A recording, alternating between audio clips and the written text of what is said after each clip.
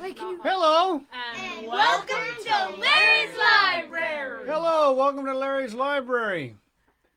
We're continuing to read Swiss Family Robinson.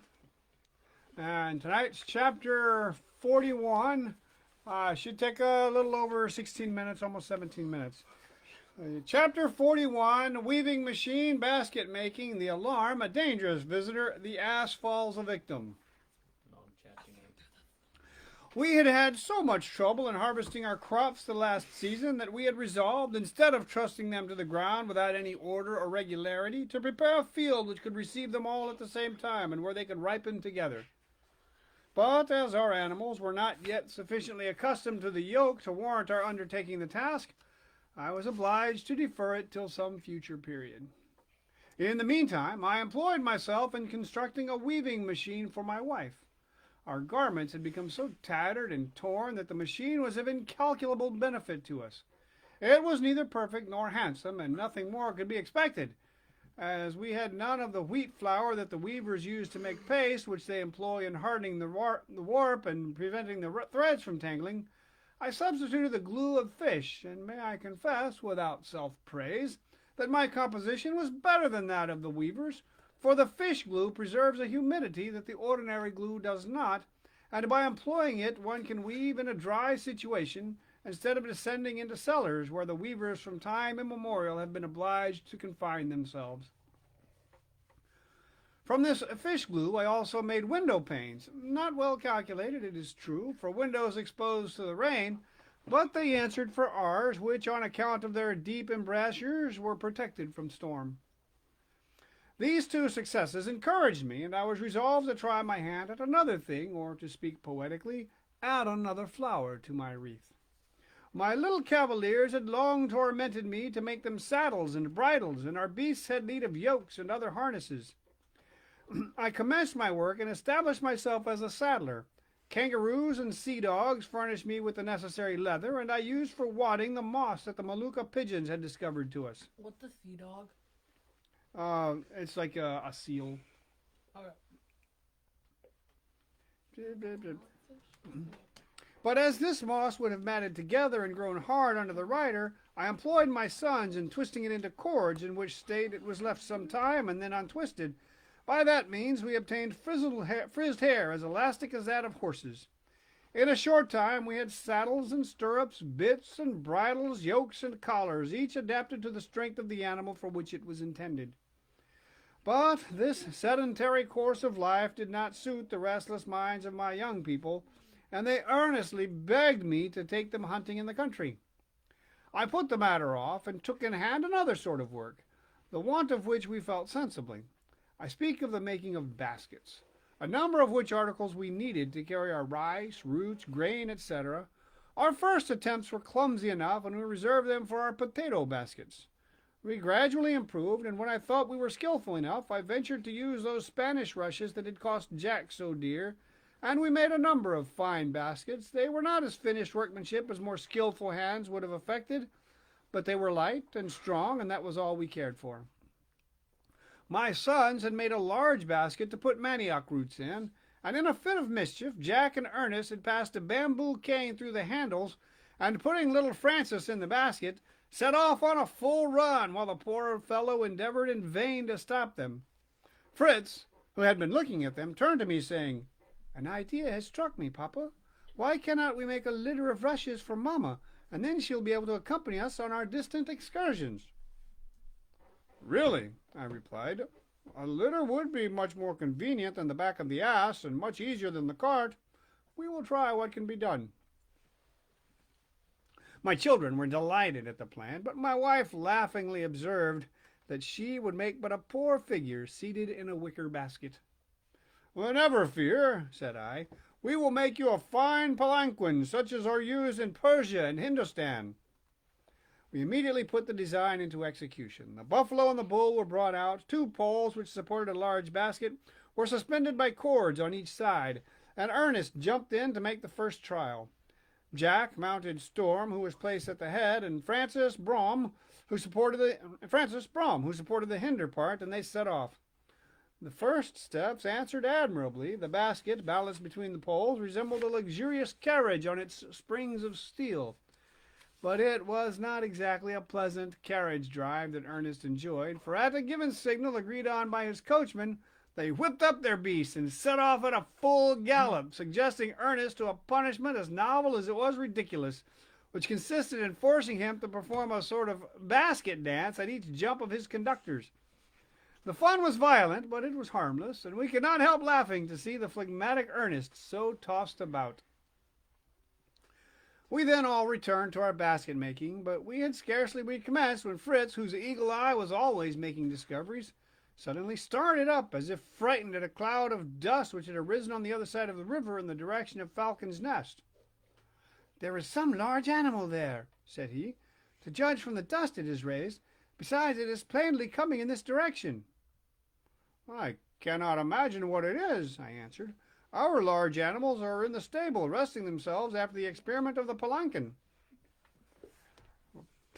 Probably 2 or 3 sheep, or perhaps ourselves, frolicking in the sand," observed my wife. No," replied Fritz quickly. "It is some singular animal. I can perceive its movements. It rolls and unrolls itself alternately. I can see the rings of which it is formed. See, it is raising itself up and looks like a huge mast in the dust. It advances, stops, marches on, but I cannot distinguish either feet or legs."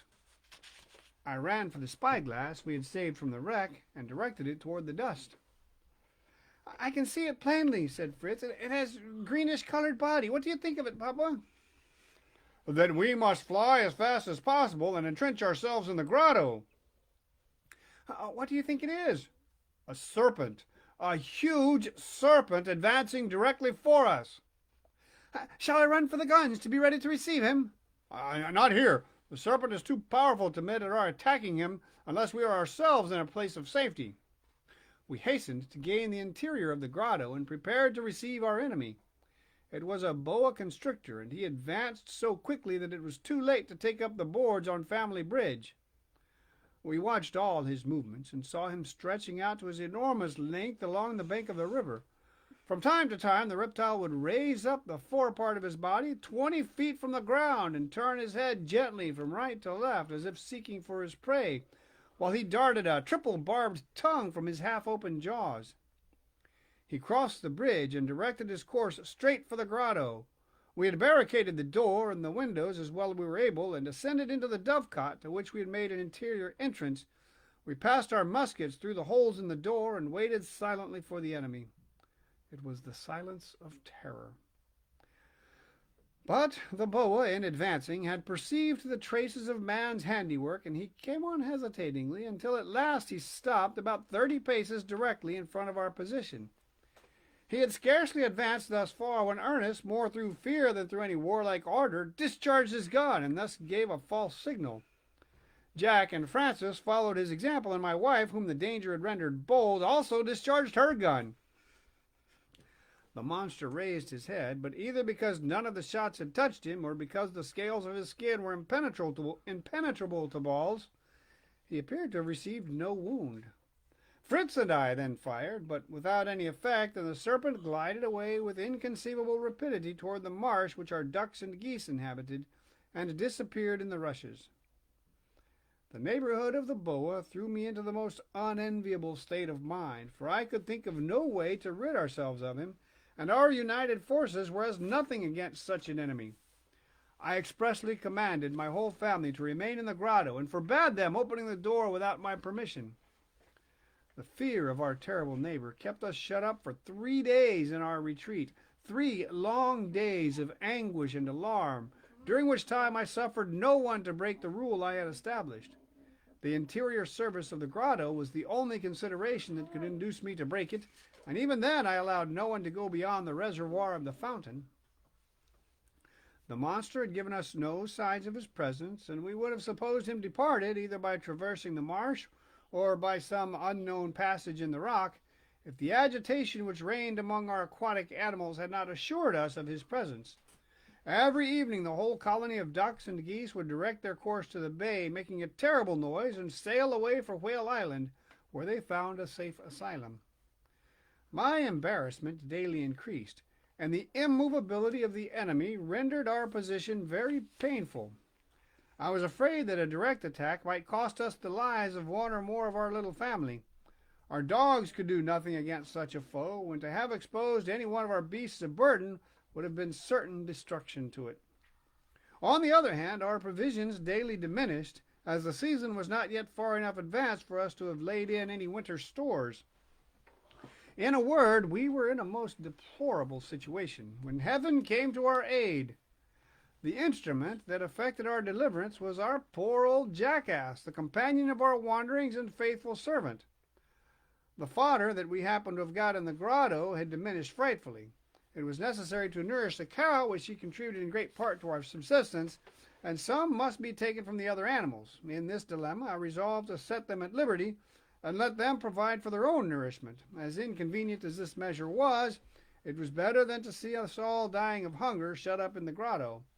I thought that if we could get them on the other side of the river, they would find a plentiful supply of food and be in safety as long as the boa remained buried in the rushes. I was afraid to cross Family Bridge lest I should arouse the monster, and I decided to ford at the spot where our first crossing was made.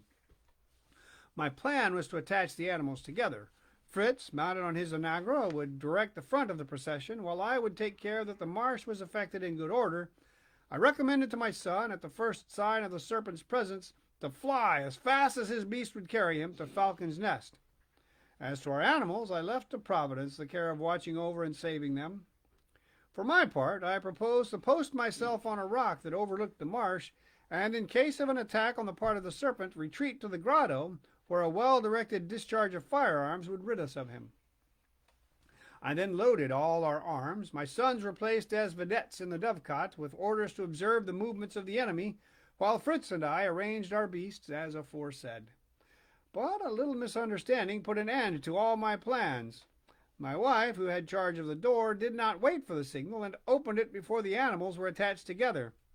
The ass, who had grown very lively considering his age by his 3 days' rest and good feed, no sooner saw a ray of light than he shot out of the door like an arrow and was away in the open plain before we could stop him. It was a comical sight to see him kicking his heels in the air, and Fritz would have mounted his onagra and ridden out after him, but I restrained him, and contented myself by trying every manner of persuasion to induce the poor animal to come back. We called him by his name, we made use of our cow horn, but all was useless. The unruly fellow exulted in his liberty, and, as if urged on by some fatality, he advanced direct to the marsh. But what horror froze our veins when suddenly we saw the horrid serpent emerging from the rushes. He elevated his head about 10 feet from the ground, darted out his forked tongue, and crawled swiftly on toward the ass. The poor fellow soon saw his danger and began to run, braying with all his might. But neither his cries nor his legs could save him from his terrible enemy, and in a moment he was seized, enveloped, and crushed in the monstrous rings that the serpent threw around him. My wife and sons uttered a cry of terror, and we fled in haste to the grotto, from whence we could view the horrible combat between the boa and the ass. My children wanted to fire and deliver, said they, the poor jackass, but I forbade them to do it. What can you do, said I, with firearms? The boa is too much occupied with his prey to abandon it, and besides, if you wound him, perhaps we may become the victims of his fury. The loss of our ass was great, it was true, but I hoped that it would save us from a greater.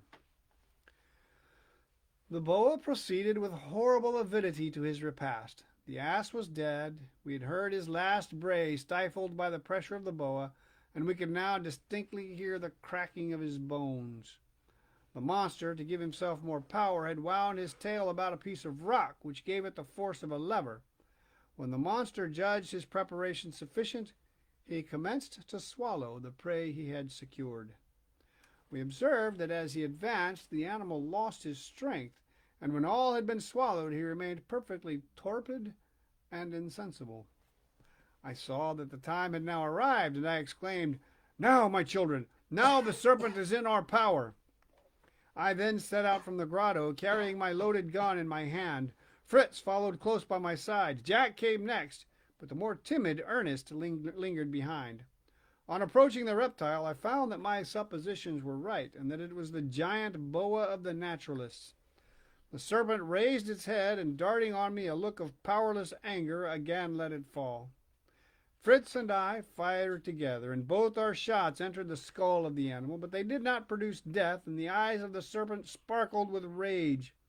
We advanced nearer, and firing our pistols directly through the eye, we saw its rings contract, a slight quiver ran through its body, and it lay dead upon the sand before us, stretched out like the mast of a ship. So he killed the snake. That's the end of chapter 41, so tomorrow we'll do chapter 42, Discovery of a Crystal Grotto, Further Exploration. I wanted to be Super Terra or Queen Terra, but I Super messed Terra, up. Queen Terra? But computer boy up there It's wasn't gotta be letting- 10 feet. Yeah. It's gotta be big if they saw it from. Yeah, 20 feet up in the air, that's a big snake. I Yeah. doubt it was 20 feet. Well, that's what it said. It would It's be a a story. record-breaking. It would be a record-breaking snake. if Obviously were it in real was. life. This has been Larry's Library. Thank you. Bye.